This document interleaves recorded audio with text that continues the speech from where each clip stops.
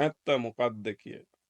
ඉතින් ගොඩාක් කට්ටියට හිතෙනවා හිතට දැනෙන දේ තමයි කැමැත්ත කියලා. හරිද? සමහරක් අය කියනවා මට මෙහෙම හිතට දැනුණ ගමන් දෙවියන් වහන්සේ මට කතා කරලා මේක කරන්න කිව්වා කියලා. හරිද? සමහරක් කට්ටිය කියනවා දෙවියන් වහන්සේ මට කතා කරනවා කියලා. හරිද? ඉතින් ඒගොල්ලෝ එක එක විදියට ඒගොල්ලන් දෙවියන් වහන්සේගේ රෙවලේෂන් එක දෙනවා. දැන් අපි පල්ලි වලට ගියත් කට්ටිය කියනවා දෙවියන් වහන්සේ කියන සේක කියලා සමහරක් රෙවලේෂන්ස් දෙනවා. ඇත්තටම ඒක දෙවියන් වහන්සේගෙන්ද දෙවියන් වහන්සේ කැමැත්ත මොකද්ද කියන එක තමයි අපි කතා කරන්න යන්නේ. ඉතින් මෝසෙස්ට දෙවියන් වහන්සේ රිවීල් උනේ මෝසෙස් නිකන් ගෙදර ඉඳිද්දි නෙමෙයි. එයා ඇවිල්ලා ලොකු ගමනක් ගිහිල්ලා මහන්සියෙන් දෙයක් කරලා ඉඳිද්දි තමයි දෙවියන් වහන්සේ එයාව දැක්කේ. එයා ගොඩක් වෙන් වෙලා හිටියා. ලෝකෙ මිනිසුන්ගෙන් වෙන් වෙලා එයා තනි වෙලා මේ කඳු මුදුනේ ඉඳිද්දි තමයි දෙවියන් වහන්සේ යට කතා කරන්න පටන් ගත්තේ. ඉතින් ගොඩාක් වෙලාවට අපි ඇවිල්ලා එක එක මිනිස්සු ගාව ගැවසෙමින් එක එක දේවල් කරමින් අපි කියනවා දෙවියන් වහන්සේ මෙහෙම කීසේක කියලා. ඒක ඇත්තටම පුළුවන්ද? දැන් මෝසෙස් තමයි ඉස්සෙල්ලාම ලෝකෙට දෙවියන් වහන්සේගේ ලෝස් ගෙනාවේ. ඒ කියන්නේ දෙවියන් වහන්සේ නීති දෙවියන් වහන්සේ කැමැත්ත ගෙනාවේ.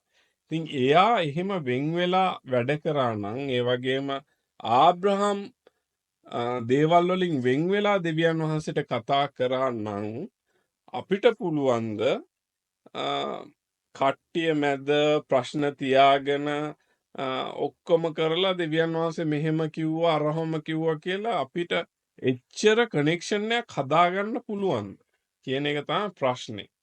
හරිද? දැන් මෝසෙස්ලට ඔච්චර අමාරුවක් තිබ්බනම් දෙවියන් වහන්සේට කතා කරන්න එහෙනම් ඒගොල්ලන් කඳු වලට නැගලා නේද? ඒගොල්ලන් निराහාරයෙන් ඉඳලා දෙවියන් වහන්සේත් එක්ක දින 40ක ගමනක් ගිහිල්ලා මෙන්න මේ කාලෙදි තමයි දෙවියන් වහන්සේ ඒගොල්ලන්ට කතා කරන්න පටන් ගත්තේ. හැබැයි අපිට සමහරක් විට උදේ නැගිටිද්දි දෙවියන් වහන්සේ මෙහෙම කියනසේක. දත්මදින ගමන් කියන දෙවියන් වහන්සේ මෙහෙම කියනසේක. කිකියා ගොඩක් කට්ටියට දෙවියන් වහන්සේ කතා කරලා. හරි දත්මදින ගමන් ඊට පස්සේ টয়ලට් එකේ ඉඳගෙන ඉන්න ගමන් හිටපු ගමන් බස් එකේ යන ගමන් බස් එකේ මිනිහෙක් දැකපු ගමන් මෙහෙම තමයි දෙවියන් වහන්සේ කතා කරලා තියෙන්නේ. හරිද? ගොඩක් අයට ඔහොම තමයි. ඊට සමහරක් කට්ටියට දෙවියන් වහන්සේ කතා කරලා තියෙන යාඥා කරනකොට කවුරු හරි කෙනෙක් එලිදරව්වක් කරන්නේ අන්න ඒ කෙනුත් කතා කරලා තියෙනවා. ඉතින් අපි ඇත්තටම බලන්න ඕනේ දෙවියන් වහන්සේගේ කැමැත්ත මොකක්ද කියලා. හරිද? ඉතින් මේ කැමැත්ත දැනගත්තොත් තමයි අපිට පුළුවන් මේ දෙවියන් වහන්සේද සාතන්ද අපිද කතා කරගන්නේ කියලා. අපේ ජීවිතේ වොයිසස් තුනක් තියෙනවා.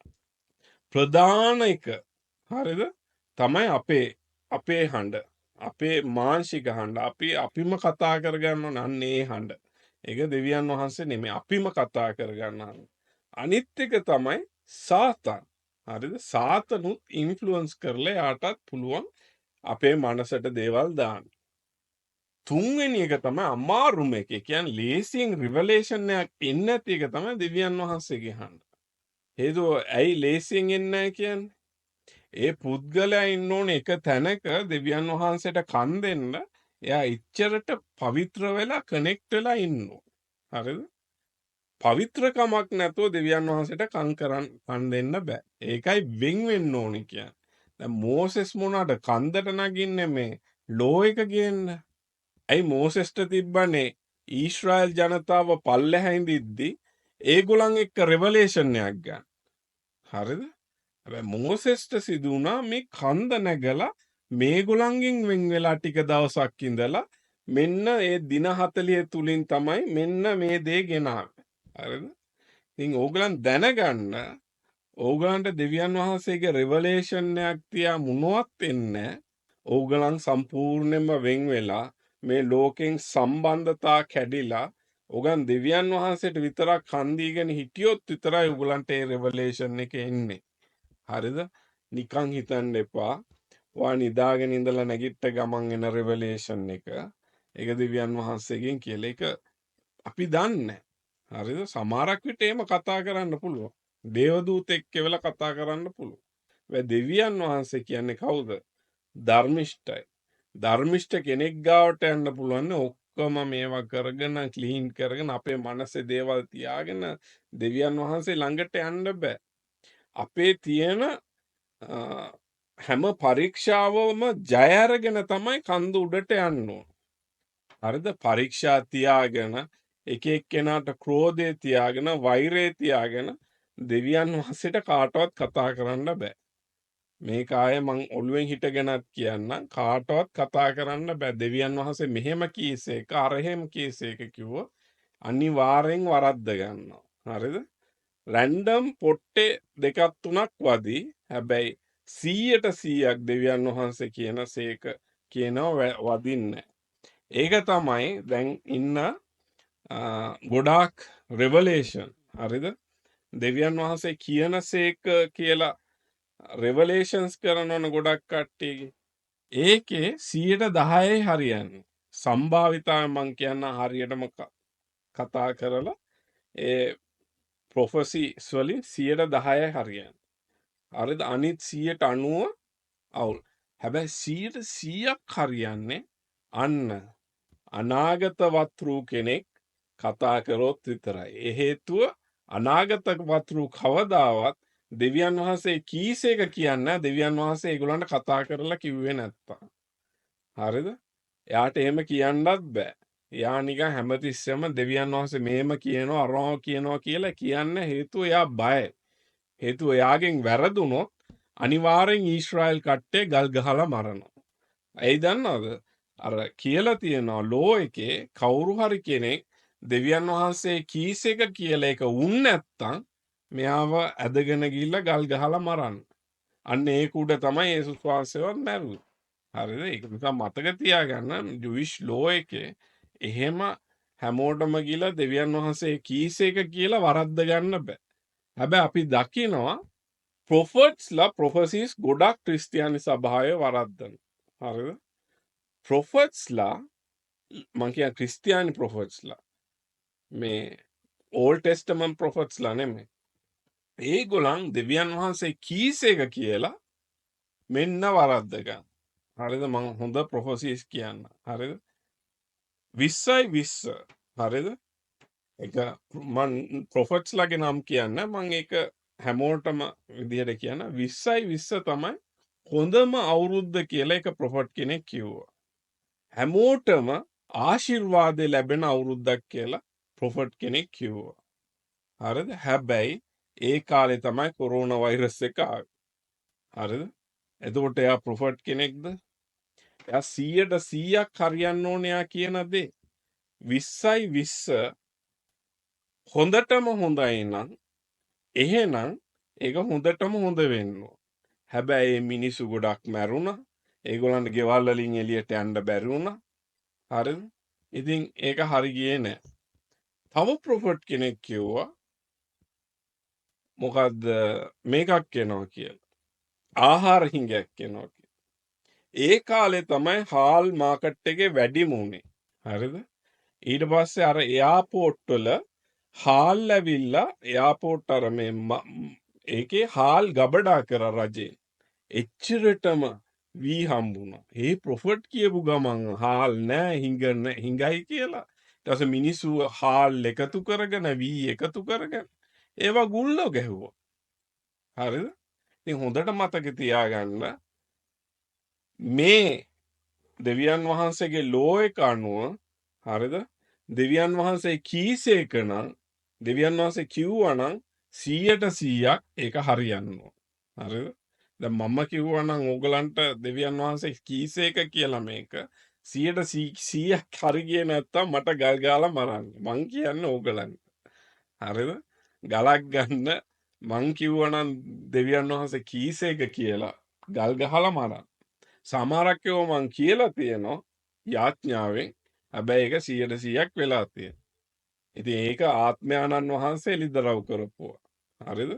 ඉතින් මම බයයි එළිදරව් දෙන්නත්. ඒක නිසා දෙවියන් වහන්සේ ගොඩක් වෙලාවට මේ මං අර කියන්න කැමති නැහැ. මං නිකන් කියනවා. අර දාලා තියෙන 100%ක් වෙලා තියෙනවා. නෑ මම බයයි. මටත් එනවා මගේ හදවතින් මටත් එනවා මේ දෙවියන් වහන්සේ කීස් එක කියන්න. මට තරහ ගියාම දැන් නෙවිල් එක්ක හරිද මට හිතෙනවා නෙවිල් ඔයාට දෙවියන් වහන්සේ කියනවා ඔයාට ලොකු දඬුවමක් කරනවා කියලා. දැන් මට තරහ ගියාම නෙවිල් එක්ක කිව්වොත් මං හරිද? මගේ හිතෙන් තරහ තියෙනවා නෙවිල්ට. හරිද? එතකොට මං නෙවිල්ට කතා කරලා කියනවා ඔයාට දෙවියන් වහන්සේ හොඳ පෝරියල්ලයක් හම්බ වෙනවා කියලා. ඉතින් නෙවිල්ට ඒක හම්බෙන්නේ නැහැ. හරිද? එහෙම තමයි. ඇයි හම්බෙන්නේ නැත්තේ? හේතුව දෙවියන් වහන්සේ කීස් එක නෙමෙයි. ඒක මගේ තියෙන වෛරයට තමයි මේ නෙවිල්ට මම ප්‍රොෆෙසි එක දුන්නේ. ඉතින් මටම ප්‍රොෆෙට්ස්ලා මං ඇවිල්ලා මේ සභාවෙන් එළියට යද්දි කිව්වා මේ අන්තික්‍රිස්තුස් මෙයාට ශාප කරා මං මෙයා නැති වෙනවා කියලා. අද වෙනකන් මම මේ කතා කරනවා. හරිද? අන්තික්‍රිස්තුස් කතා කරනවා කට්ටියට. බය වෙන්න එපා නෑ. ඒක මම නිකන් උදාහරණ වශයෙන් කියන්නේ. ඕගලන්ගේ ඉමෝෂන්ස් එක්ක දෙවියන් වහන්සේ එකග නෑ. හරිද? ඒක දැනගන්න නම් අපි දෙවියන් වහන්සේගේ ලෝස් වලට යන්න ඕන. හරිද? මේ ලෝස් වලින් තමයි දෙවියන් වහන්සේ කීස් එක නම් හරිද? ඒක මගේ ඉමෝෂන් එක්ක බද්ධ වෙන්නේ. ඒදෝ දෙවියන් වහන්සේ ඒකේ හාත්පසින් වෙනස් දෙයක් තමයි කියලා තියෙන්නේ. මං කැමති දේ නෙමෙයි දෙවියන් වහන්සේ කියන්නේ. හරිද? මගේ සයිඩ් එක කවදාවත් ගන්න නැහැ. මෝසෙස්ගේ සයිඩ් එක කවදාවත් දෙවියන් වහන්සේ ගන්න නැහැ. හැබැයි දෙවියන් වහන්සේගේ සයිඩ් එක දෙවියන් වහන්සේ ගන්නවා. හරිද? හේතුව එයා තමයි මේ ලෝකය මවල පාලනය කරන දෙවියන් වහන්සේ. ඒ නිසා මතක තියාගන්න දෙවියන් වහන්සේගේ කැමැත්ත හරිද? දැනගන්න නම් අපිට ලියවිලා තියෙනවා අන්න ඒකෙන් රිවලේෂන් එක ගන්න ඉස්සෙල්ලා. හරිද? එක මේවට යන්න කලින් මම දැකලා තියෙන ගොඩාක් කට්ටිය හරිද? මෙච්චර මුදලක් හම්බ වෙනවා. මේ ගෙදර නිදානයක් තියෙනවා කියලා මේ හාරනවා. දාගෙන බුල්ඩෝසර් ගෙනල්ලා හාරනවා. ඒගොල්ලන්ට ෂුවර් මේක තියෙනවා කියලා. ඉතින් ඒක තිබිලත් ගලකට වැදිලත් ඒගොල්ලන් ඇවිල්ලා ෂුවර් නැහැ. ඒ හේතුවයි අර ප්‍රොෆට් කියලා ගියා. එතකොට අනිත් කට්ටියත් කියලා ගියා. ඉතින් ඒගොල්ලන්ගේ විශ්වාසය අන්න ඒගොල්ලන්. ඉතින් මුළු ජීවිත කාලෙම අර ගල කඩන්න බලනවා මැණික් ගන්න. මැණික් හරි මොනවා හරි ගන්න. ඉතින් සාතන් සමහරක් විට අපේ ජීවිතත් එක්ක මේම සෙල්ලම් කරනවා. ඒ නිසා මතක තියාගන්න ඒක හරි ගියේ නැත්තම් ඒ ප්‍රොෆට් වැරදි. එයා අනාගත වතුරු වෙන්න පුළුවන්. එයා නමින් කියන්න පුළුවන් මේක තියනවා කියලා. ඊට පස්සේ කට්ටඩි කියන්න පුළුවන් මේක තියනවා කියලා. හරිද? ඉතින් ඒවා තියනවා මේවා තියනවා කියලා ඕවා අල්ලලා ජීවිත විනාශ කරගන්නවට වැඩිය මතක තියාගන්න දෙවියන් වහන්සේගේ අපේ සැබෑ රෙවලේෂන් එක අපි ජීවත් වෙනකන් ගන්න ඕන. හරිද? ඒක නිසා එක එක දේවල් වලට ඕගලන්ට යන්න බෑ. ඇදහිලි ක්‍රම වලට යන්න බෑ. හරිද? දැන් ඕගලන්ට මුදල් අවශ්‍ය නම් ඕගලන් වෙන පිළිවෙත් වලට යන්න බෑ. හරිද? මේක හොඳට මතක තියාගන්න. හරිද? ඕගලන්ගේ ගෙවල් වලට ආශිර්වාද ඕන නම් මෙන්න මේ නීති ටික හොඳට මතක තියාගන්න. හරිද? ඕගලන් මේවා කැඩුවොත් ඒ මං පස්සේ කියන්න මොනවාද වෙන්නේ කියලා. හරිද? හැබැයි දැන් මේ නීති ටික අහගන්න. හරිද? මේ නීති ටිකට එහයින් දෙවියන් වහන්සේ රිවීල් වෙන්නේ නැහැ. හරිද? මේකේ නීති 10ක් තියෙනවා. මේ නීති වලට එහයින් මෙහෙන් දෙවියන් වහන්සේගේ රෙවලේෂන් එකක් එන්නේ. හරිද? ඒක අපි ඉගෙනගෙන අපි ඒ තුල ගමන් කරොත් විතරයි දෙවියන් වහන්සේගේ ආශිර්වාද එන්නේ. ඒකින් එකක් හරි කැඩුවොත් ඒකේ අනුව තියෙන ප්‍රතිවිපාකය ඕගන්ගේ ජීවිතයට එනවා. හරිද? ඒක නිසා මේ ලෙසන් එක හොඳට ඕගලන් අහගන්න. ඕගන් වැරදෙන්න එපා. හරිද? ප්‍රොෆට් කෙනෙක් හරි කවුරු හරි අනාගත වාක්‍යයක් කිව්වොත් මේ 50,000න් ඒක චෙක් කරලා බලන්න හරිද වැරදිද කියලා. හරිද? ඕගලන්ට ටෙස්ට් කරන්න පුළුවන් මේක. හරිද? මේ 50,000 මතක තියාගෙන ඉන්න. හරිද? පළවෙනි එක තමයි දෙවියන් වහන්සේ ඇරෙන්න වෙන කාටවත් ඕගලන්ට නමස්කාර කරන්න බෑ. හරිද? කවුරු හරි කිව්වොත් දෙවියන් වහන්සේ කිව්වා මට නමස්කාර කරන්න කියලා. එහෙනම් නමස්කාර කරන්න එපා. ඇයි? පළවෙනි ලෝ එකේ කියනවා තියෙනවා මේ මැවුම්කාරය ඇරෙන්න වෙන කාටවත් නමස්කාර කරන්න එපා. යේසුස් ක්‍රිස්තුස් වහන්සේත් කිව්වා මගේ පියාට කතා කරන්න. මගේ පියාට ආදරය කරන්න. දැන් යේසුස් වහන්සේ කියනවා ඔබේ මුළු හදවතින්ම මුළු ආත්මෙන් සහ මනසින් ඔබේ දෙවිවන ස්වාමින් වහන්සේට ප්‍රේම කරන්න. හරිද? වෙන කාටවත් නෙමෙයි. හරිද? දෙවියන් වහන්සේට ප්‍රේම කරන්න. යේසුස් වහන්සේ පොළොවට ඇවිල්ලා මාංශවත් වෙලා එයා කියනවා උඩ ඉන්න පියාණන් වහන්සේට ඔගන් නමස්කාර කරන්න. වෙන කාටවත් නෙමෙයි. හරිද? වෙන කවුරු හරි කිව්වොත් මෙතන ඉන්නෝ අතන ඉන්නෝ යේසුස් වහන්සේ ජීවමාන වෙලා මෙතන ඉන්නෝ ගිහිල්ලා වඳින්න නම් එපා පුතු. යේසුස් වහන්සේම කිව්වා මම අතන ඉන්නවා මෙතන ඉන්නවා කිව්වොත් විශ්වාස කරන්න එපා. දැන් ගොඩාක් යේසුස් වහන්සේලා ඇවිල්ලා තියෙනවා. යේසුස් වහන්සේ ආවේශ වෙලා තියෙන මිනිස්සුන්ට.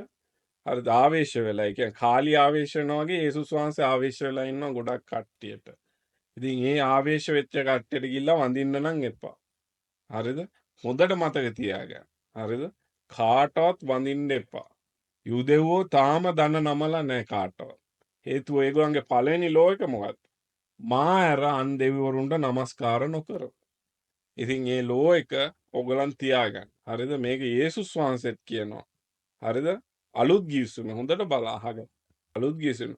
ඔබේ මුළු හදවතින්ම මුළු ආත්මෙන්ම මුළු මනසින්ම දෙවියන් වහන්සේට ප්‍රේම කරන්න. වෙන කාටවත් ප්‍රේම කරන්න එපා. දෙවියන් වහන්සේට මුළු හදවතින් මුළු මනසින් මුළු ආත්මෙන් මේ සියල්ලගෙම දෙවියන් වහන්සේට ප්‍රේම කරන්න. මේක අලුත් ගිවිසුමේ කමාන්ඩ්මන්ට් එකක්. හරිද? මං කියන්නේ අලුත් ගිවිසුම. පරණ ගිවිසුම කියලා ඔය අයින් කරන්න එපා. අනිත් එක තමයි පිළිම හදාගන්න එපා. එක එක රූප හදාගන්න එපා. එක එක ඩොක්ට්‍රීන්ස් හදාගන්න එපා.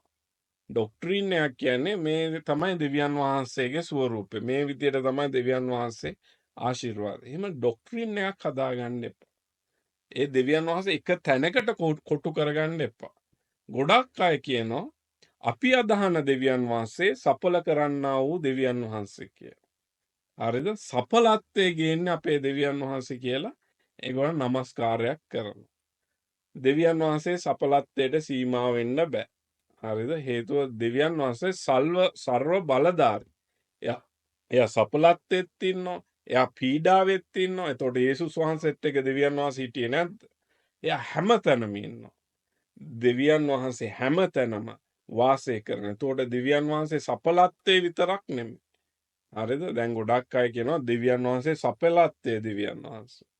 දැන් ගොඩාක් කට්ටිය දුප්පත් කට්ටිය මේ ඔක්කොම ගිහිල්ලා අහගෙන ඉන්නෝ සඵලත්වයේ දෙවියන් වහන්සේ අපිට සඵල කරන්නේ නැද්ද කියලා. ඒක අවුරුදු ගණන් යනවා තාමත් සඵල වෙලා. ඇයි ඒ? දෙවියන් වහන්සේ සඵලත්වයේ දෙවියන් වහන්සේ විතරක් නෙමෙයි. දෙවියන් වහන්සේ සමහරක් විට මේ අර දුප්පත් අය ගාවත් පීඩාව තුලත් දෙවියන් වහන්සේ වැඩක් කරනවා. සඵලත්වයෙන් මං කියන්නේ සඵලත්වේ නෑ කියලා. ජෝබ් කියන්නේ සල්ලිකාරී. එයාට ගොඩක් සල්ලි තිබ්බා. හැබැයි එයා දෙවියන් වහන්සේත් එක්ක හිටියා.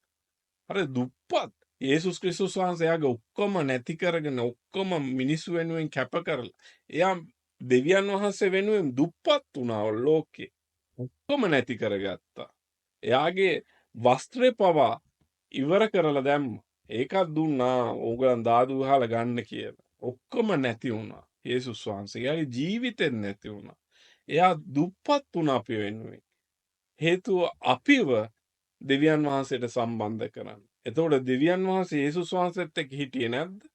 ඒ නිසා මතක තියාගන්න දෙවියන් වහන්සේ සඵලත්වයේ දෙවියන් වහන්සේ විතරක් නෙමෙයි. හරිද? දෙවියන් වහන්සේ හැම එකේම සල්ව බල ඔයාට පිළිමයක් හදන්න බෑ. ඩොක්ට්‍රින් එකක් හදන්න බෑ.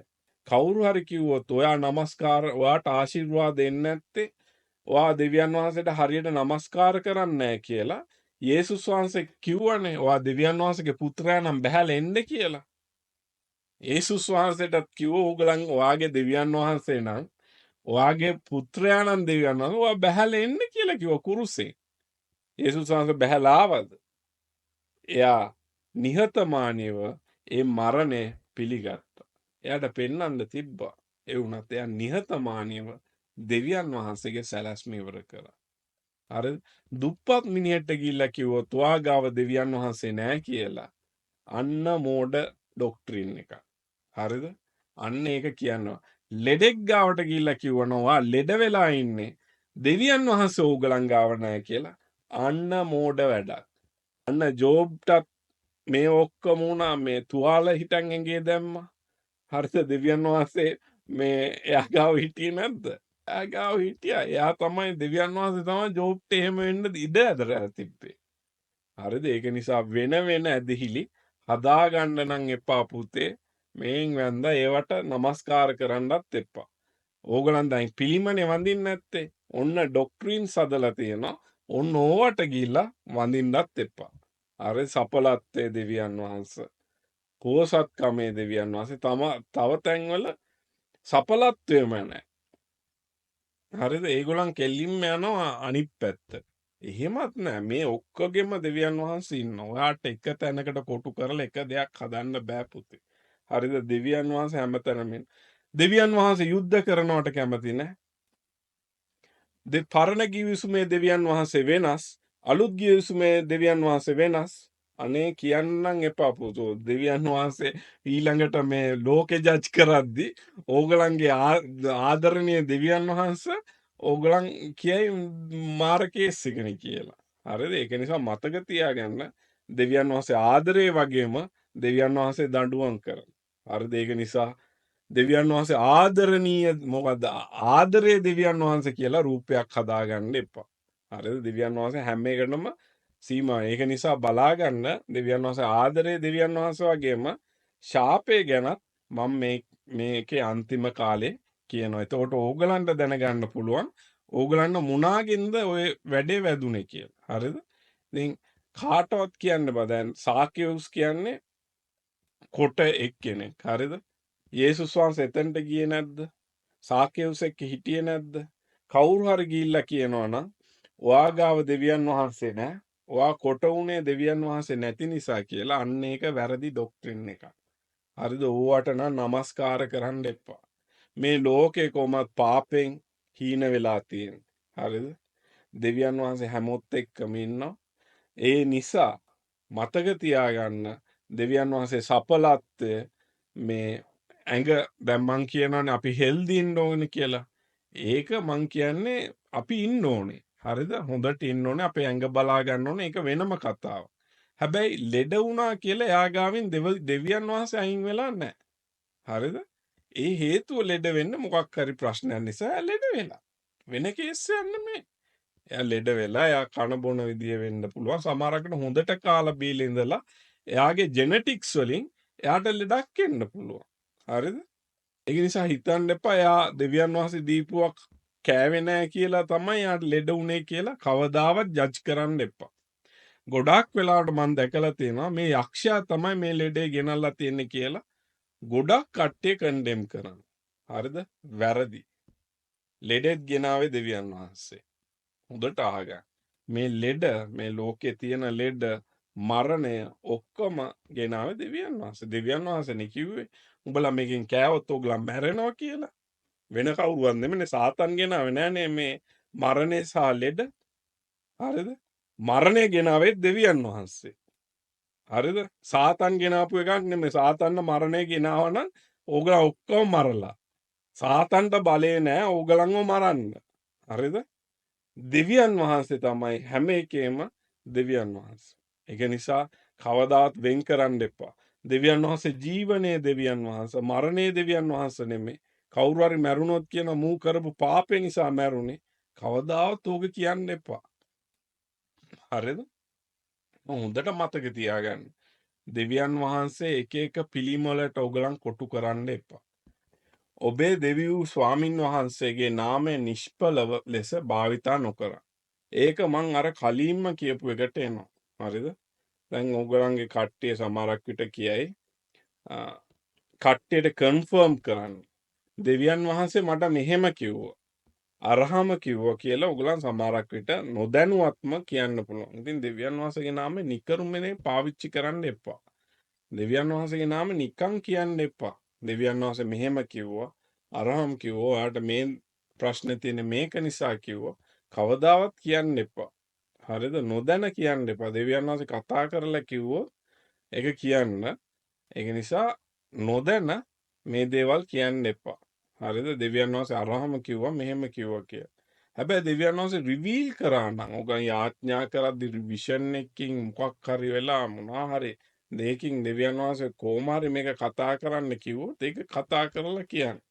හරිද? වැරදුනත් එක්කයි කියන්නේ වැරදුනත් නෙමෙයි හොඳ යාඥාවෙන් ඒක කියන්නේ. ඒක වාගේ මානසික වෙන දෙයක් නෙමෙයි නම් ඒක වා 100%ක් දන්නවා නම් දෙවියන් වහන්සේගෙන් එන්නේ කියලා ඒක කියන්නේ.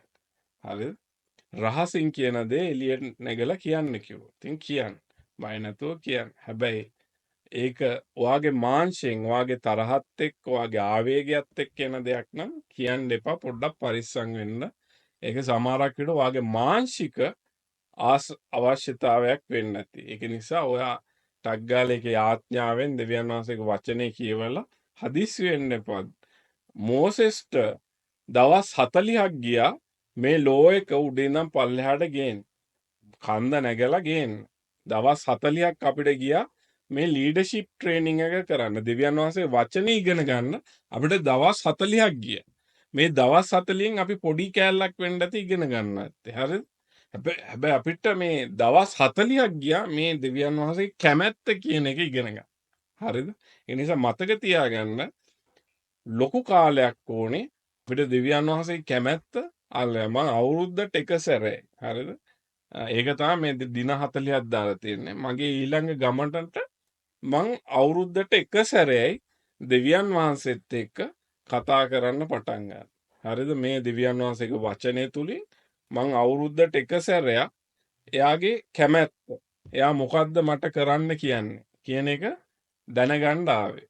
ඊශ්‍රායල් කට්ටියත් අවුරුද්දට එක සැරයක් දෙවියන් වහන්සේගේ නාමයේ කතා කරලා උත්තම පූජකයා අති උත්තම ස්ථානයට ගිහිල්ලා එතන ඉඳන් තමයි ඇහුවේ හරි අපි මොනවාද කරන්න ඕනේ. ඉතින් දවස් 40ක පවිත්‍ර කිරීමකින් පසුව එයා උත්තම ස්ථානයට ගිහිල්ලා එයාගෙන් ඊට පස්සේ තමයි රෙවලේෂන් එක ගෙනල්ලා ඊශ්‍රායලයට කියන්නේ දිව්‍යන් වහන්සේගේ නාමය කතා කරලා මෙන්න මේක කිව්වා. ඕගලන්ට මේ අවුරුද්දේ ආශිර්වාද කරමු. මේ අවුරුද්දේ ඕගලන්ට ආශිර්වාද නැහැ. මෙන්න මේ හේතු නිසා දෙවියන් වහන්සේ ඕගලන්ට විනිශ්චය දෙනවා කියලා කියනවා. හරිද? ඉතින් හැම අවුරුද්දෙම එක පාරක් ඒගොල්ලන් දින 40ක වෙන්වීමක් ඉඳලා එක අවුරුද්දකට එක පාරක් තමයි ඒගොල්ලන් කියන්නේ දෙවියන් වහන්සේගේ නාමයෙන් දෙවියන් වහන්සේ මේම කිව්වා කියලා. ඒක නිසා මතක තියාගන්න ගොඩක් අය කෝල් කරලා කියනවා දෙවියන් වහන්සේ මේම කිව්වා මාත් බලන අම්මා මේ මාර කේස් එකනේ මට මෙයා වගේ මේ දෙවියන් වහන්සේට ඇහුම්කන් දෙන්න පුළුවන් නම් මාර ලොකු මේ අචීව්මන්ට් එකක් කියන එක මම මුලදී කියා හිටියා. අර මුල් කාලේදී අපි දන්නේ නැති කාලේදී අපි දෙවියන් වහන්සේ මේම කිව්වා අරවම කිව්වා මේ වචනේ ඉගෙන ගත්තයින් පස්සේ මම බයයි දැන් දෙවියන් වහන්සේ කීප එක කියලා කියන්නේ. හරිද? ඒක නිසා දෙවියන් වහන්සේගේ නාමය පාවිච්චි කරනවා නම් බයිබලයේ කියන එකක් දෙවියන් වහන්සේ කිව්වා කියලා කියන්න දෙවියන් වහන්සේ කීසේක කියලා කෑලි තියෙනනේ බයිබලේ. Lord said කියන කෑලි තියෙන්නේ. Jesus said කියන අන්න ඒවා කෝට් කරලා කියනදී කිව්වා කියලා. අනිත් ඒවා කියන්න එපා. ඒක තමයි Lord said, God spoke කියන අන්න ඒ දේවල් තියෙන්නේ. දැන් මේක Jesus said. එහෙනම් Jesus කියලා තියෙනවා මේක. හරිද? ඒක කියලා තියෙනවා. හරිද? වචනේ අනුව ඒක ලියලා තියෙනවා Jesus said නම් මේක Jesus said that. හැබැයි වෙන කවුරු හරි කියලා තියෙන එකක් ඒක ඒ විදිහට කෝට් කරන්න. Paul said මෙන්න මේක කරන්න. Peter said ඒක God said නෙමෙයි. Peter said to the church to do this. Paul said to do this කියලා අන්න ඒක මේ කෝට් කරන විදිහ වෙනස්. එතකොට මං මොනා හරි කියලා තිබ්බනම් දෙයක් ලසිත සෙට් කියලා මේ ලසිත කිව්වා මෙන්න මේක. මං කියන එක අහගෙන ඉඳලා දෙවියන් වහන්සේ කිව්වා කියලා කියන්න බෑ. ලසිත තමයි කිව්වේ. ලසිත තමයි කිව්වේ වෙන කවුරුවත් නෑ. මම කිව්වා නම් the Lord said කියලා. එතකොට මම කිව්වා නම් දෙවියන් වහන්සේ කියන සේක කියලා මම මොකක් හරි ලිපියක් හරි මොකක් හරි ලියලා ඕගලන්ට දුන්නා නම් එහෙනම් ඒක දෙවියන් වහන්සේ කියන සේක. හරිද? හැමදෙස්සෙම දෙවියන් වහන්සේ කියන සේක වෙන්න අමාරු. හේතුව මිනිස්සුන්ට දැන් මං කියන එක තේරුම් ගන්න. මිනිස්සුන්ට තියෙන ප්‍රශ්නත් එක්ක දෙවියන් වහන්සේගේ අහන්න එක මාර අමාරු. ඒක තමයි මෝසෙස්ට උනත් දින 40ක සෙපරේෂන් එකක් තිබ්බේ. නෝවට දින 40ක සෙපරේෂන් එක. හැමෝම යේසුස් වහන්සේ මොකටද මේ පුත්‍රයා මොකටද විල්ඩර්නස් එකට ගිහිල්ලා සෙපරේට් වෙලා දෙවියන් වහන්සේ කැමැත්ත හොයලා සේවයට යන්නේ. අන්න මතක තියාගන්න. යේසුස් වහන්සේම දින 40ක් මේ निराහාරයෙන් ඉඳලා දෙවියන් වහන්සේගේ වචනය තුල ඉඳලා තමයි එයා ගිහිල්ලා දෙවියන් වහන්සේගේ සැලැස්ම කරේ. එහෙම කරන යේසුස් වහන්සේට එහෙම කරා නම් මම එතකොට කවුරු හරි කෙනෙක් හිටපු ගමන් පාත් වෙලා දේවල් කරනකොට පොඩ්ඩක් පරිස්සම් වෙන්න. හරිද? හරිද? ඒක නිසා කවදාත් දෙවියන් වහන්සේගේ නාමය නිකරුණේ පාවිච්චි කරන්න එපා. හරිද? ඒක තමයි තුන්වෙනි ආඥාව. ඒකේ යේසුස් වහන්සේ කියලා තියෙනවා මේ මතෙව් 5:34 ඉඳන් 37 වෙනකන් තියෙනවා. ඒක කියවුවම ඔයගලන්ට තේරෙනවා. කිසිවෙක් දිවුරන්න එපා. ඔබ ඔව් නම් ඔව් විය යුතුයි. හරිද? නෑ නම් නෑ. එහෙම තමයි යේසුස් වහන්සේ මතෙව් ඒ ටික කියලා තියෙන්නේ. ඔව් නම් ඔව්, නෑ නම් නෑ. ඔව් වලට නෑ නෙමෙයි, නෑ වලට ඔව් නෙමෙයි. හරිද? ඔව් නම් ඔව්, නෑ නම් නෑ. ඒ කියන්නේ මොන හරි උත්තරයක් yes no උත්තරයක් තියෙනවා නම් yes නම් yes, no නම් no. හරිද? ඒක මාරු වෙන්නේ නැහැ. හරිද? ඉතින් මතක තියාගන්න මෙන්න මේක. හරිද? දෙවියන් වහන්සේගේ නාමය බොරුවට පාවිච්චි කරන්න එපා. දෙවියන් වහන්සේ මට මෙහෙම කිව්වා, අරහම කිව්වා කියලා කියන්න නම් එපා. දෙවියන් වහන්සේ කිව්වේ නැත්තම් කිව්වේ නැහැ. බයිබලයේ තියෙන දෙයක් ඕගලන්ට ඇත්තින් තරම් කියන්න බලන්න. දෙවියන් වහන්සේ කියලා තියනවා නම් කීසේක කියලා බය නැත ලෝඩ් සෙට් කියන එකක් බලා ගන්න. අන්න එතන ඉඳන් ඔයා කියන්න පුළුවන්. දෙවියන් වහන්සේ මෙහෙම දෙයක් කියලා තියනවා කියලා ඔයාට එයාට කියන්න පුළුවන්. හැබැයි ඔයාට හිතිලා ඒක කියන්න යන්න එපා. ඒක පාපයක්. ඒ හේතුව මෙතන කියලා තියෙනවා මේක කරන්න එපා කියලා. හරිද? සබත් දවස සුද්ධ කොට තබා ගන්න. හරිද? සබත් දිනේ සුද්ධ කරන්න. ඒකේ වෙන දේවල් කරන්න යන්න එපා. වෙන වැඩ කරන්න යන්න එපා. ඒව කරන්න ගියොත් පාපෙට වැටෙන එක නෙවෙන්නේ. සුද්ධව අපිට තියාගන්න බෑ. දැන් ඕගලන් රැකියාවක් කර ඕගලන් සබත පැවැත්වුවොත් ඒ රැකියාව තියෙන ටෙන්ෂන් එකයි ඔක්කොම එනවා. ඒක නිසා වහාම ඕගලන් එක දවසක් ඒකට වෙන් කරලා ඒ වගේ ඔක්කොම වෙන් වෙලා ඕගලන් අනිවාර්යයෙන්ම සබත සුද්ධව පවත්වන්න. ඒ කියන්නේ කිසිම මේකක් නැහැ. මිනිසුත් එක්ක කිසිම තරහක් නැහැ. සුද්ධව ඕගලන් මනස රිලැක්ස් එකේ දෙවියන් වහන්සේත් එක්ක ඒ දවස් ඉන්න පල්ලියකට යන්න ඕගලන් එතන ඉඳලා ඒ සබත රකින්න. හරිද? වැඩ තියාගෙන කරන්න. වැඩ ගොඩ ගහගෙන කරොත් ඕගලන්ට තරහ යයි. ඕගලන් කාට හරි කර්ස් කරයි. වැරදි දෙයක් කරයි. සමහරක් විට ඕගලන් පාපෙට වැටේ. මේ ඔක්කොම හරිද? ඉතින් සබත හරියට පවත්වන්න. ඕගලන් ළමයිට උනත් ක්ලාස් එදාට දාන්න එපා. ඕගලන් ළමයි දැන් තරුණ කට්ටියනේ ඉන්නේ. ඕගලන්ට කාලෙක ළමයි හම්බේ. ළමයිව කවදා සබතේ යවන්න එපා ක්ලාස්. ඒක අනිවාර්යයෙන්ම පිස්සු නටනවා. හරිද? ඒක නිසා මතක තියාගන්න සබතට මේ දේවල් දාගන්න එපා. ළමයි පවා චර්ච් එකට ගිහිල්ලා සන්ඩේ ස්කූල් ගිහිල්ලා ඒ දවස හෝලි keep it holy. ඒ දවස සුද්ධව පවත්වන්න. අනිත් දේවල් කර යන්න ගියොත් ඕගලන්ට සුද්ධව කරන්න බෑ ඕක. හරිද?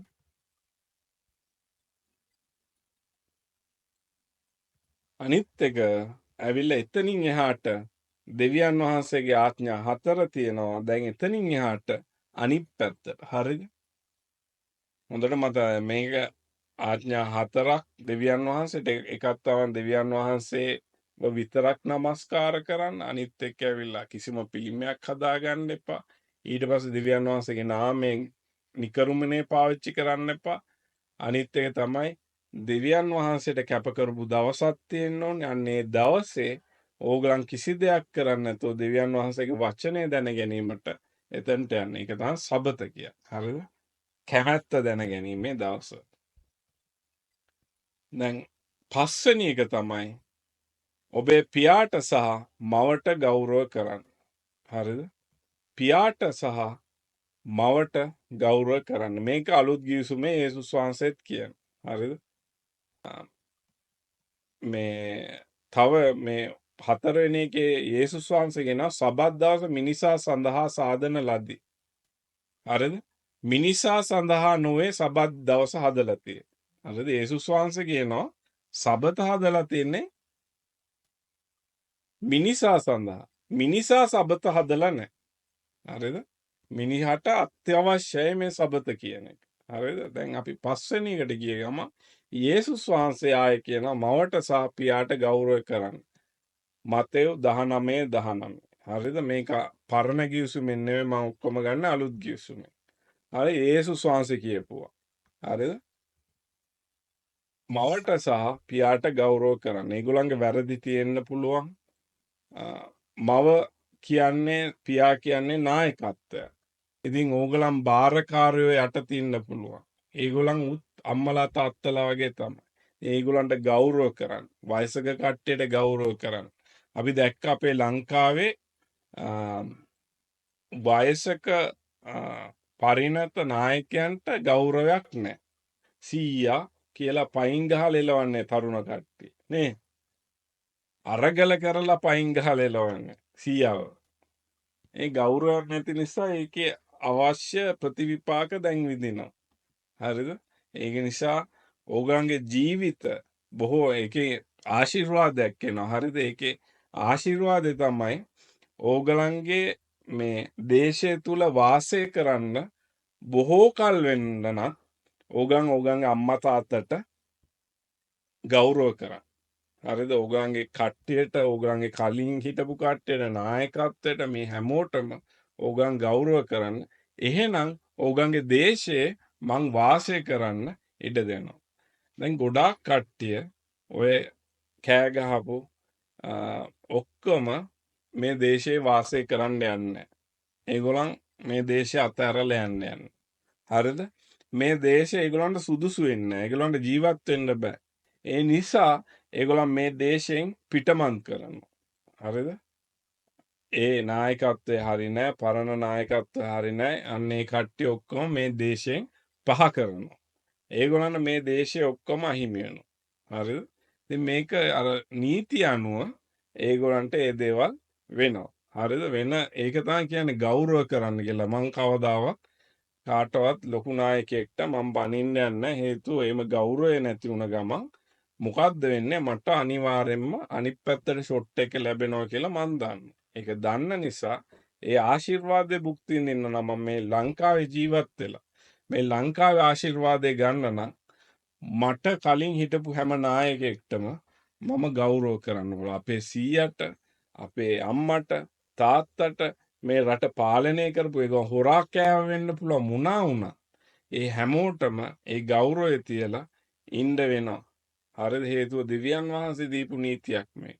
අම්මා තාත්තා වැරදි වෙන්න පුළුවන්. නායකත්වය වැරදි වෙන්න පුළුවන්.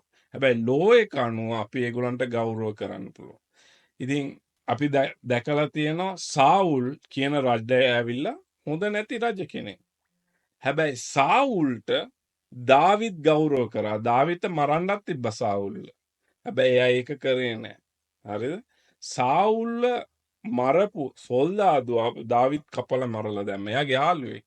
එයාව කපලා එයාගේ එක්කෙනෙක් එයාව කපලා මරලා දැම්ම. ඒවා සාවුල්ල කඩුවට දාලා මැරුවේ.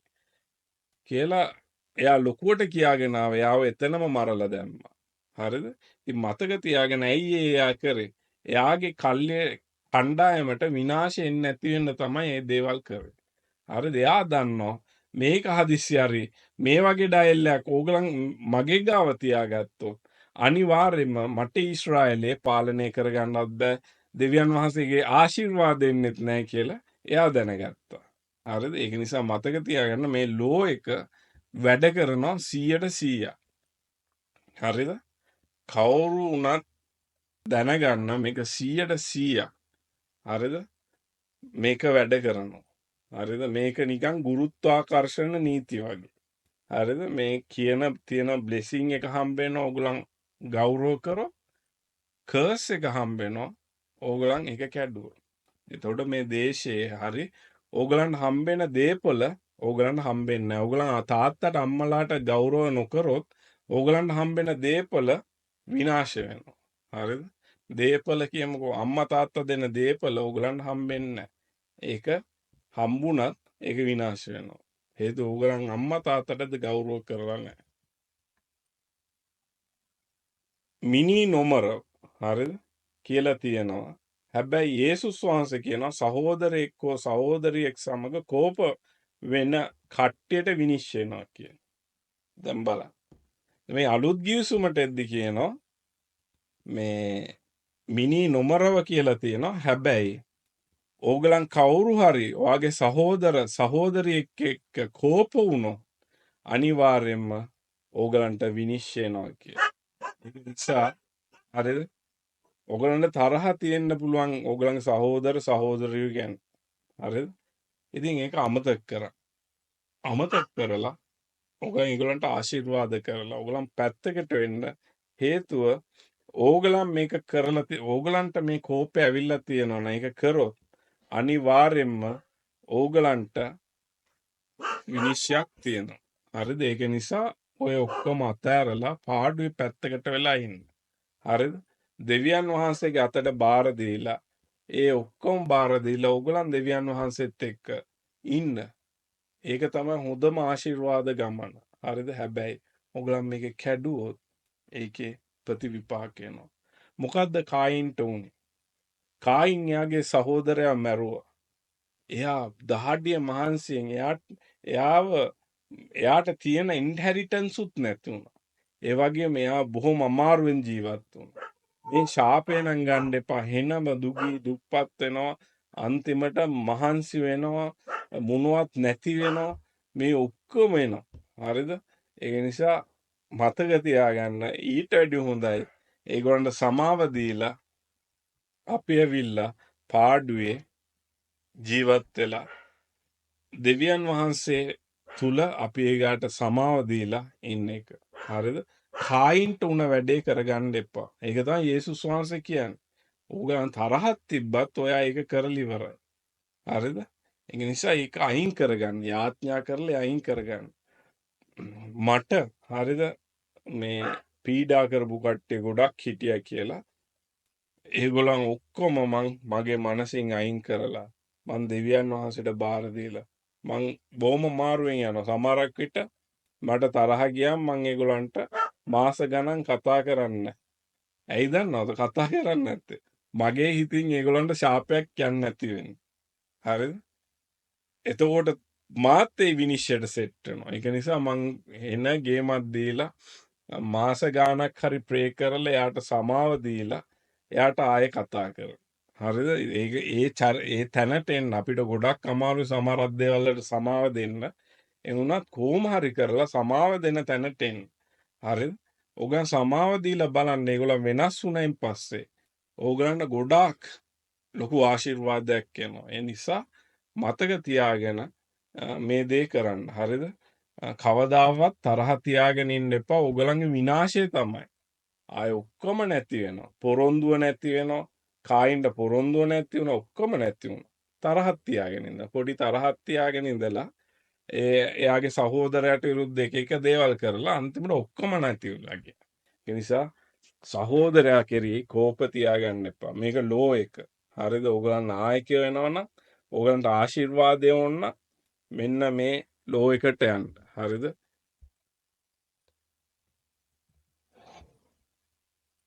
කාම මිත්‍යාචාරය නොකර. මේක හොඳම කේස් එක. මේක තමයි පිරිමි කට්ටියට හරිම අමාරු. නැද්ද? කාම මිත්‍යාචාරය නොකර. කාමෙන් ස්ත්‍රියක් දෙස බලන්න එපා කියලා තියෙනවා යේසුස් වහන්සේ. හරිද? දැන් මේක කෙලින්ම පිරිමින්ට කියන්නේ. පිරිමින් බලන්න කැතැහෙන්නේ ගොඩක් වෙලාවට. හරිද? මාත් පිරිමියෙක්. හරිද? අපි එහෙම තමයි සාමාන්‍යයෙන් මේ ගෑනු ළමයි දිහා බලන්නේ. හරිද? ඉතින් ඒ කැතැහෙන් කියන්නේ අපි ඇවිල්ලා මේ අපේ තියෙනවා කම්පියුටර් එකක් මොලේ ඒක මාර ඇඩ්වාන්ස්. හරිද? ගෑනු ළමයිගේ මොලේ වගේ නෙමෙයි. අපේ කම්පියුටර් එක මාර ඇඩ්වාන්ස් 3D මොඩල් එකක් කරලා ඔක්කොම වෙනස් කරන්න පුළුවන්. ඒ නිසා දෙවියන් වහන්සේ පිරිමින්ට කියනවා කාමෙන් ගෑනු ළමයි දිහා බලන්න. ගෑනු ළමයිවුත් කාමෙන් අනිත් එක්කෙනා දිහා බලන්න එපා. එහෙනම් ඕගොල්ලන් කාම මිත්‍යාචාරය කරලා කියලා. මාර වැඩේනේ මනසින්වත් බලන්න බෑ. මේක කොහොම හරි කරලා කඩා ගන්න. හරිද? මේක වෙනවා. ඕන එක්කෙනෙක්ට සමහරක් විට දේවල් වෙනවා මානසික අවශ්‍යතා එනවා. ඒකත් උඩ සමහරක් විට ඒ දේවල් වෙනවා. ඒක ඒ වෙලාවම යේසුස් ක්‍රිස්තුස් වහන්සේගේ නාමයෙන් කඩාගෙන ඒකෙන් එළියට එන්න. හරිද? ඒක හැමෝටම තියෙන දෙයක්. මම පිළිගන්නවා. ඒක තියෙනවා. යේසුස් වහන්සේත් පිළිගන්නවා. යේසුස් වහන්සේ ඒක තමයි පිරිමි කට්ටියට කතා කරලා කිව්වේ.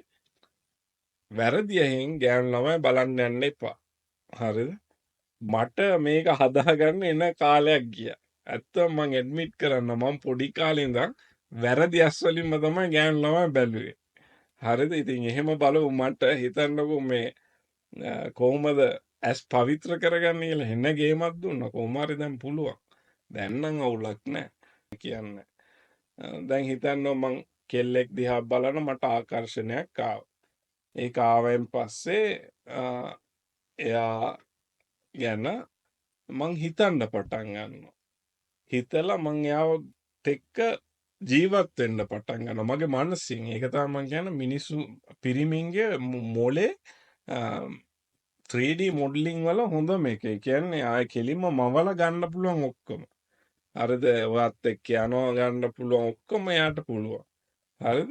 ඉතින් ඒක අපි මනසේ හදාගෙන යද්දී අපි යම්කිසි දෙයක් හිත යද්දී ඒක අන්තිමට සත්‍ය වෙනවා. හරිද? අපි කොහොම හරි අප්‍රෝච් කරලා කොහොම හරි ඒ ගෑන් ළමයව සෙට් කරගෙන කොහොම හරි කාම මිත්‍යාචාරයට වැටෙනවා. ඉතින් යේසුස් වහන්සේ කියනවා මේක එන්න කලින් මේක ලොකුවට වර්ධනය වෙන්න කලින් ඕගලන් මේක කරන්න එපා. දාවිත් ඕක වුණා. හරිද? දාවිත්ගේ කේස් එක තමයි මෙයා එයාට දෙවියන් වහන්සේ යුද්ධෙට යන්න කියලා මේකක් දීලා තියෙන. එයා කම්මැලි නිසා යුද්ධෙට ගියේ නැහැ. ගිහිල්ලා මෙහෙම උඩ බලාගෙන මෙහෙම ජනෙලෙන් පල්ලෙහා බලද්දී අම්මා ඉන්නෝ ගෑනු ළමෙක් දිනන. එයාත් ඉතින් ඒක බල හිටියා අම්මා. මෙයා වගේ රජිනියෙක් මට හිටියනම් මාර ලස්සනයි. හැබැයි මගේ සොල්දාදු වගේ ගෑනු ළමයානේ. එයා බැඳලානේ. දැන් මං කොහොමද එයා ලබා ගන්න? දැන් මෙයා හිතනවා. දැන් මම මෙයාව කොහොමද ගන්න? මෙයා කොහොමද ගන්න? දැන් මෙයා ප්ලෑන් කරනවා. එයාගේ සැමියව යුද්ධේ ඉස්සරහින් යවලා මැරෙන තැනට ගෙනියන්න. ඉතින් දාවිත් කරපු වැඩේ බෙත්ෂෙබාගේ ස්වාමි පුරුෂයාව යුද්ධෙට යවනවා. යුද්ධෙට යවලා එයාව මරනවා. එයා නෙමෙයි මරන්නේ, එයා මැරෙනවා. මැරුණෙන් පස්සේ බෙත්ෂෙබාව මේ සරණ පවා ගන්න. ඔන්න කොහොමද ඒක? හරිද? කාමීච්ඡාචාරය නොකර එයා කරපු වැඩේ එයාගේ මනසේ තියෙන ප්ලෑන් එක අරයව මේ යුද්ධෙට යවලා ලීගලි බෙත්ෂෙබාව ගන්න. මේක කවුද දන්නේ? දෙවියන් වහන්සේ දන්නවා. දාවිත් හිටපු දේ. අනිත් මිනිසුන්ට ඒක පේන්නේ නැහැ. හරිද? දාවිත් හොඳ මිනිහා. අර මේ මැරිච්ච සොල්දාදුවෙක්ගේ වයිෆ් තනියම තියන්නේ නැතුව එයා ගත්ත කියන එක තමයි තියෙන්නේ. දාවිත් කියන්නේ හොඳ රජෙක් කියලා අනිත් කට්ටිය දකිනවා. හැබැයි දෙවියන් වහන්සේ දැක්කා දාවිත් කරපු වැඩේ. හරිද? දාවිත් තමයි මේ දේ කරේ. හරිද? ඉතින් දෙවියන් වහන්සේ දාවිත්ට දඬුවම් දීලා මොනවද කරේ? බෙත්ෂෙබාගේ පළවෙනි දරුවා දෙවියන් වහන්සේ ගත්තා. දාවිත්ගේ පළවෙනි දරුවා දෙවියන් වහන්සේ ගත්තා. හරිද? යා අඬ නිරාහාරයෙන් ඉඳ අනේ ගන්න එපා. මං දන්නවා මං කරපු වැරද්ද නිසා තමයි මේ ඔබ වහන්සේ ගන්න කියලා. එයා ආදරය කරපු එක දෙවියන් වහන්සේ ගත්තා. හරිද? ඒක නිසා කවදාවත් ඔන්න ඔය මාර්ගයෙන් ගෑනු ළමෙක් ලබා ගන්න එපා. හරිද? පිරිමි ළමෙක් ගෑනු ළමෙක්ව ලබා ගන්න එපා. ඕගොල්ලන් ශාපයක් තමයි කරගහන්නේ. හරිද? දෙවියන් වහන්සේ දෙන දේ ගැන ප්‍රීති වෙන්න. ඒකත් එක්ක ජීවත් වෙන්න. අනිත් දේවල් ගැන හිතන්න එපා. අනිත් එක්කෙනා හොඳ ඇති. ගොඩක් අයට හිතෙන්නේ අනිත් ස්වාමි පුරුෂයා හොඳ ඇති. අනිත් වයිෆ් හොඳ ඇති. හේතුව එයා දකිනවනේ. එයාගේ යාළුවාගේ වයිෆ් හැසිරෙන විදියයි එයාගේ වයිෆ් හැසිරෙන විදිය. ඒක දැක්කයින් පස්සේ එයාගේ යාළුවාගේ වයිෆ් එකට හිත යනවා අම්මා මේ වයිෆ් හිටියනම් කොහමද කියලා. නේ? එහෙම හිතන්නවත් එපා. එහෙම හිතෙනවා නම් යේසුස් වහන්සේගේ නාමයෙන් කඩලා වා ස්තුති කරන්න වාට ලැබුණු භාර්යාව ස්වාමි පුරුෂයා වෙන. වාට ලැබෙන්න ඉන්න කෙනා වෙන. වෙන දේවල් ගැන ඒම් කරන්න එපා. සමහරක් විට හරි අමාරුයි අප්පා. යන්න එපා ඒ තැනට. ඒ පැත්තට ගියොත් ආයේ කැඩිලා එන්න හෙන්නම ගේමක් දෙන්න ඕනේ. හරිද? ඒක මේම පැටලිලා මේම ඒක ලිහා ගන්න බැරි වෙනවා. අන්තිමට විනාශයක් වෙලා තමයි ඉවර වෙන්නේ. ඒ නිසා එහෙම දෙයක් හිතේ තියෙනවනම් දෙවියන් වහන්සේට බාර කරන්න කඩාගෙන යාඥා කරන්න. ඒක කැඩෙනකන් යාඥා කරන්න. යාඥා කරලා ඒක කඩාගෙන. හරිද? ඒක දෙවියන් වහන්සේට පූජා කරන්න. පූජා කරලා නිදහස් වෙන්න. නිදහස් වෙන්න. හැමෝම නිදහස් වෙන්න ඒකෙන්. ඒ ෆීලිංස් එනවා. ඒ හැඟීම් එනවා. ඒ දැනීම් එනවා. හැබැයි එනවා කියලා ඒ හැඟීම් දැනීම් වලට දෙන්න එපා. හරිද? හැඟීම් දැනීම් වලට ඔයාගේ ජීවිතය දෙන්න එපා.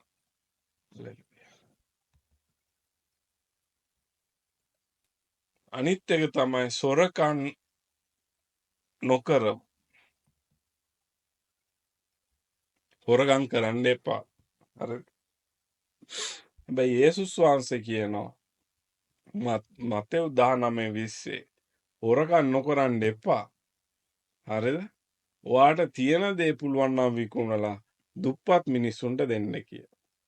වැඩිපුර තියෙන දේ දුප්පත් කට්ටියට දෙන්න. හරිද? අනිත් මිනිස්සුන්ගෙන් හොරකම් කරලා ගොඩ ගහ ගන්නත් එපා. පෝසත් වෙන්න හිතන්නත් එපා. ඔයාට තියෙන දෙයින් යම් කිසි දෙයක් දුප්පත් මිනිස්සුන්ටත් දෙන්න කියලා අලුතෙන් යේසුස් ක්‍රිස්තුස් වහන්සේ කියන. හරිද? කී දෙනෙක් කැමතිද වාගේ තියෙන වැඩිපුර තියෙන දෙයකින් දුප්පත් මිනිහෙක්ව කාට හරි නැති බැරි මිනිහෙක්ට දෙන්න කවුද කැමති? වා පඩියක් ගන්න. වාට මේකක් තියෙනවා. ඒකෙන් 100ට ගාණක් දුප්පත් මිනිහෙට දෙන්න කැමති කවුද? අන්න ඒක කරන්න කියන පෝසත් යවුවනයට. පෝසත් යවුවනය කියනවා මං ඔක්කොම ලෝ කරලා තියෙනවා. එහෙනම් ඔයාගේ දේවල් විකුණලා දුප්පත් මිනිස්සුන්ට දෙන්න. පුළුවන් නම් දෙන්න. එහෙනම් වා සම්පූර්ණ වෙනවා. නැත්තම් වා කරන දේ පෝසත් වෙන්න අනිත් මිනිසුන්ගෙන් හොරකම් කරන එක තමයි කරන්නේ. හරිද? සල්ලි පස්සේ යන පෝසත්කම පස්සේ යන කට්ටිය ගොඩාක් දුරට කරන්නේ අනිත් අයගෙන් හූරා කක්කා ඉන්නවා. ඒගොල්ලන්ට තේරෙන්නේ නැහැ ඒගොල්ලන් හොරකම් කරනවා කියලා. හරිද? හැබැයි ඒගොල්ලන් දෙන්න පටන් ගද්දි සාකේවුස් මොනවද කරේ? යේසුස් වහන්සේ ගෙදරට ආපු ගම යේසුස් වහන්සේ කිව්වෙත් නෑ මං අනිත් අයගෙන් වැරදි විදියට හම්බ කරා නම් ඒගොල්ලන්ට මං ඔක්කොම දෙනවා. මං දසෙන් මේ මෙච්චර ගාන පර්සන්ටේජ් එකක් දෙනවා කියලා. එයා ඔක්කොම ගිහිල්ලා දීලා යේසුස් වහන්සේ ඉදිරියේ පිරිසිදුර එයා දැනගත්ත එයා පෝසත් උනේ හොඳ විදියට නෙමෙයි. හරිද? ඒක නිසා සොරකම් කරන්න එපා. සමහරක් දේවල් තියෙනවා අපි ඇවිල්ලා පෝසත් වෙලා ඇති. අනිත් අයව පීඩාවට ලක් කරලා අපි පෝසත් වෙලා ඇති. හරිද? එහෙනම් ඒක ඔයාට දැනෙනවා නම් අනිවාර්යෙන්ම අනිත් දුප්පත් මිනිස්සුන්ට ඕගලන්ගේ දේවල් දීලා ඕගලන්ගේ ඒ දේවල් පිරිසිදු කරගන්න. ඒ මුදල් පස්සේ යන්න වැරදි දේවල් කරන්න එපා. හොරකම් කරන්න එපා.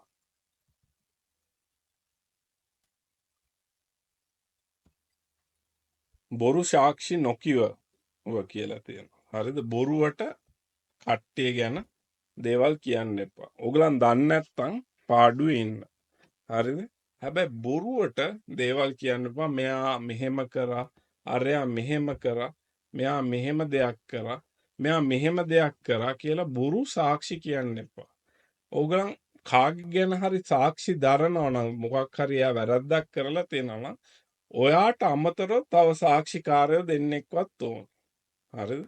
ඒගොල්ලන්වත් ඒ සාක්ෂියම දරන්න ඕන. එහෙනම් ඒක සාක්ෂියක්. හැබැයි බොරුවට දේවල් කරන්න එපා. යේසුස් වහන්සේ කියනවා අරකම තමයි. මතෙව් 5:37 යස් නම් යස් නැන්නම් නෑ. ඒක නිකම් බොරුවට දේවල් කියන්න බෑ. හරි?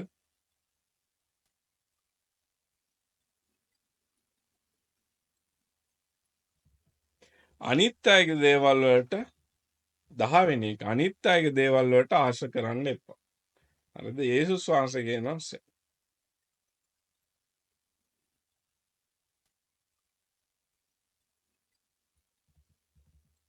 ලූක් 12:15 කියනවා සියලු ආකාරයේ කැඳිවීමෙන් පරිස්සම් වෙන්න. ජීවිතය බොහෝ දේපොළ වලින් සමන්විත නොවේ. ඉතින් ඕගොල්ලන් අනිත් අයගේ දේවල් අර බලලා ආස වෙලා මෙයාගේ ලස්සන කාර්යයක් තියෙනවා. මං ඊට වැඩිය ලස්සන කාර්යයක් ගන්න ඕනි කියලා හිතන්න එපා. හරිද? මෙයාට මේක තියෙනවනේ මම මේක ගන්න ඕනේ නේ මම බයික් එකේ යන්නේ මෙයාට වෙන වාහනයක් තියෙනවා මාත් වාහනයක් ගන්න ඕනේ කියලා හිතන්න එපා. හරිද? අපේ ජීවිතය යන්නේ ඒව ගොඩ ගහගෙන නෙමෙයි. හරිද? දේවල් අවශ්‍ය දේ දෙවියන් වහන්සේ අපිට දීලා තියෙනවා. ඒකට සෑහීමකටපත් වෙන්න. හරිද? ඒකට සෑහීමකටපත් වෙලා ඕගලන් ජීවත් වෙන්න. be content. හරිද? හැබැයි ඕගලන් එහෙම වුණ නැත්තම් ඕගන් ණය වෙලා නැති වෙනවා ජීවිතේ. හරිද? ඕගන් ණයකාරය වෙනවා. හේතුව අරයා එක කාර්යයක් ගත්තා මාත් කාර්යයක් ගන්න ඕන කියලා ගන්නවා. මොනවාද ලීස් එකක් දාලා ගන්නවා. මොනවාද අන්තිමට වෙන්නේ? ඕගන් ණයකාරය වෙනවා. හරිද? ඉතින් මේක කරන්න එපා. ඉතින් මේ 10ම හරිද අපිට සාරාංශ කරන්න පුළුවන් ආඥා දෙකකට. දැන් ගොඩාක් පාස්ටර්ස්ලා කියනවා දැන් අර මේ දසපනත නෑ. හරිද? දැන් තියෙන්නේ ලෝස් දෙකයි කියලා. උන් ඕක තමයි සම්පූර්ණ සත්‍ය නොදැන කතා කරන්න එපා කියලා. මම මේ ඔක්කොම ලෝ එක කතා කරේ මේ අලුත් ගිවිසුමෙන්. හරිද? ඒ නිසා සම්පූර්ණ සත්‍ය නොදැන කතා කරන්න එපා. හරිද? මේක පරණ ගිවිසුමෙත් තියෙනවා. හරිද? පරණ ගිවිසුමෙත් තියෙනවා. ඔබේ මුළු හදවතින්ම ඔබ මුළු ආත්මෙන්ද මනසින්ද දෙවියන් වහන්සේට ප්‍රේම කරන්න. අර හතර ආඥා හතර තියෙන උඩ අන්න ඒක සම්පූර්ණ වෙන්නේ ඔයගලන් ඇවිල්ලා ඕගලන් දෙවියන් වහන්සේ මුළු හදවතින් මනසින් ප්‍රේම කරනවා. හරිද? අනිත් එක තමයි ඔබට ආදරේ මෙන්ම ඔබේ අසල්වැසියාට ප්‍රේම කරන්න. අර මේකෙන් පල්ලෙහාට තියෙන්නේ පහෙන් පල්ලෙහාට ඔක්කොම තියෙන අන්න අසල්වැසියාට ප්‍රේම කරන විදිය. හරිද? මේ දෙකෙන් තමයි මේ ටික සාරාංශ වෙන්නේ. ඉතින් ඕගලන් අසල්වැසියාට ඇත්තටම ආදරේ නම් ඕගලන් ඉතුරු ටික සම්පූර්ණ කරනවා. හැබැයි ඕගලන් මේ දෙවියන් වහන්සේට මුළු හදවතින් ප්‍රේම කරනවා නම් උඩ ඉඳන් පල්ලෙහාට සම්පූර්ණ කරනවා. ඒතකොට ඕගලන් එක ලෝ එකක්වත් කඩන්නේ. හරිද? ඉතින් මතක තියාගන්න මේ දෙකම සාරාංශ වෙනවා මෙන්න මේකේ. හරිද? ඉතින් මේක පරණ ගිවිසුමෙත් තියෙනවා. හරිද? මම පොඩ්ඩක් ඉන්න හොයලා කියන්න.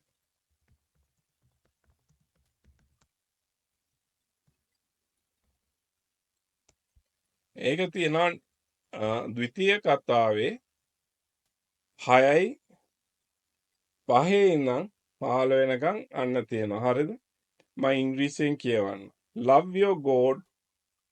Love the Lord your God with all your heart and with all your soul and with all your strength. These are the commandments I give you today to be in your hearts. Impress them in your children කියලා ඒ දිගටම ගිහිල්ලා අර අන්තිමට කියනවා therefore මේ ඔයාගේ neighborටත් ඒ විදිහටම ආදරය කරන්න කියලා. මේක ඩියුට්‍රොනොමි තියෙන එකක් තමයි කවුද මේ අපේ මෙයා ඇවිල්ලා යේසුස් ක්‍රිස්තුස් වහන්සේ ආඥා දෙකකට සාරාංශ කරන්න. දෙවියන් වහන්සේ ලෝ එක දීලා මෝසෙස් ඇවිල්ලා ඒක සාරාංශ කරලා තියෙනවා. මේ ලෝ එක මේ සමරි එකක් සාරාංශය. අර 10 සාරාංශය තමයි love your God with all your heart. දෙවියන් වහන්සේට ආදරය කරන්න මුළු හදවතින් මුළු මනසින් කියලා. අනිත් එක තමයි ඔබට ප්‍රේම කරනවා වගේම ඔබ අනිත් අසල්වැසියට ප්‍රේම කරන්න. එතකොට මේ දෙකම සම්පූර්ණ වෙනවා. ඉතින් මේක තමයි දෙවියන් වහන්සේගේ කැමැත්ත. මෙන්න මේ කැමැත්තෙන් පිට හරිද? හොඳට අහගන්න. මේ කැමැත්තෙන් පිට කවුරු හරි කෙනෙක් අලුත් රෙවලේෂන් එකක් ගේනවා නම් දෙවියන් වහන්සේගෙන් කියලා එහෙනම් අනිවාර්යෙන් ඒක බොරුවක්. හරිද? මං කියන්න අර නිදන් කතාව. හරිද? මේක කියලා තියෙනවා මේ යේසුස් වහන්සේ කියලා තියෙනවා ඔබ ආශා මේ අනිත් දේවල් වල ආශා කරන්න එපා. සියලු ආකාරයෙන් කැඳවීමෙන් පරිස්සම් වන්න. ජීවිතේ බොහෝ දේපල වලින් සමන්විත නොවේ. හරිද? ඒක මෙහෙම දිගට ගියාම කියනවා යේසුස් වහන්සේ මේවට ආස කරන්න එපා කියලා. කවුරු හරි කෙනෙක් ඇවිල්ලා කියනවා නම් ඕගලන්ගේ ගෙදර නිදානයක් තියෙනවා. ඕගලන්ගේ දෙයක් තියෙනවා කියලා මතක තියාගන්න මේක දෙවියන් වහන්සේගෙන් නෙමෙයි. හරිද? මේක එන්නේ කාගෙන්ද? අන්න අරයාගෙන්. හරිද? එතනින් පස්සේ ඕගලන්ගේ ඔක්කොම විනාශ කරනවා. කියයි ඕගලන් ඇවිල්ලා මේ චාරිත්‍රය ඉටු කරන්න කියයි. හරිද? මේ දේවාලයට ගිහිල්ලා මේ පොල් ගෙඩිය ගහන්න කියයි. මේ නිදානේ ගන්න මෙන්න මේ වැඩේ කරන්න කියයි. මේ ඔක්කොම කරයින් පස්සේ හරිද? ඒ ගෙදරට විනාශ වෙනවා. දරුවෝ නැති වෙනවා. හරිද? ඒක කර්ස් එකේදී මං කියලා පෙන්නන්නම්. කර්ස් එකට මොනවද වෙන්නේ කියලා. ගෙදර ප්‍රශ්න ඇති වෙනවා.